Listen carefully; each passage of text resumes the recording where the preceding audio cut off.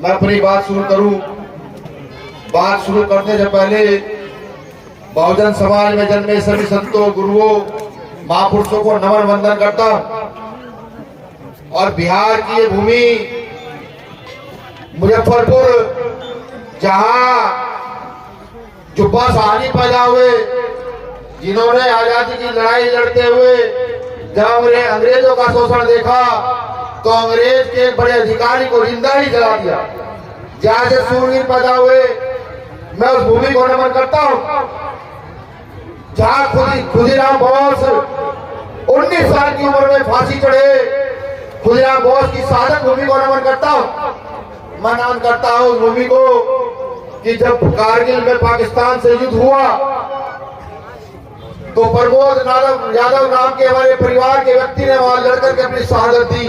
मैं मुजफ्फरपुर की भूमि को नमन वंदन और जय भीम प्रस्तुत करता हूं।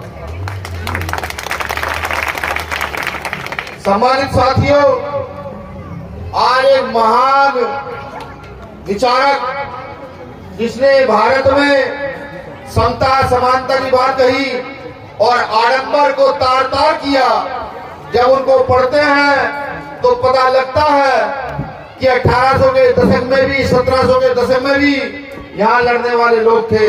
आज उनकी जयंती, जिनका जन्म महाराष्ट्र में हुआ, पूरे देश में उनकी ख्याति है।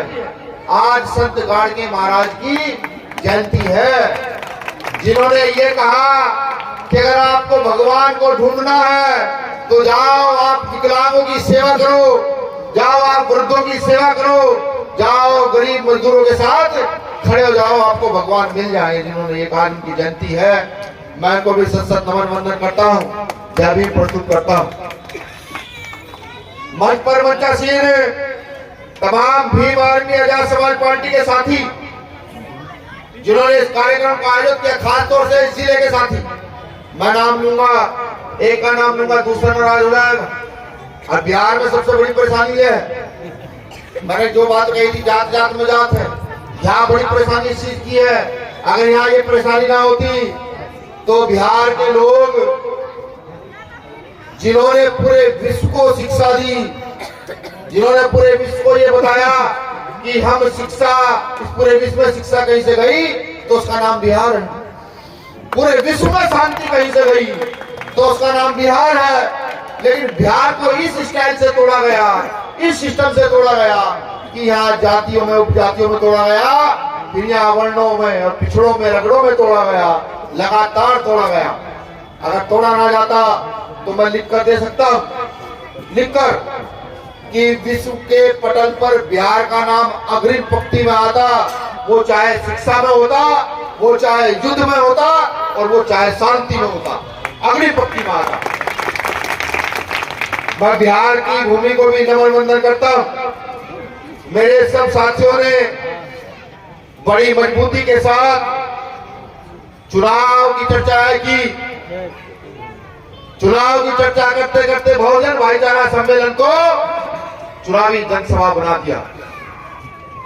बहुत गौर से समझिएगा, मुझे वो लोग भी सुनिएगा जो बाहर दुकानों पर बैठे हो, वो लोग भी सुनिएगा जहां जहां तक आसपास के एरिया में मेरी आवाज जा रही।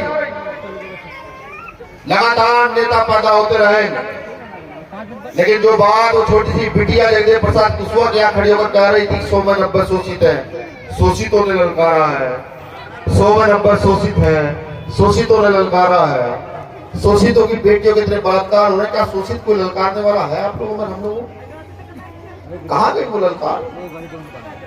कहाँ गया वो शौर्य? कहाँ गया वो खून जो बेटियों के बलात्कार पर चुप है? कैसे लोग हैं?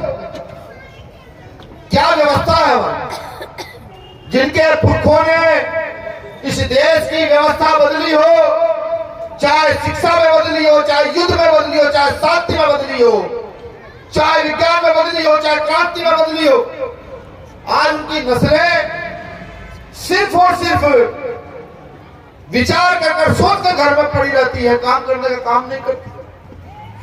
क्या हमको अपने पुरखों के आशीर्वाद की आवश्यकता नहीं?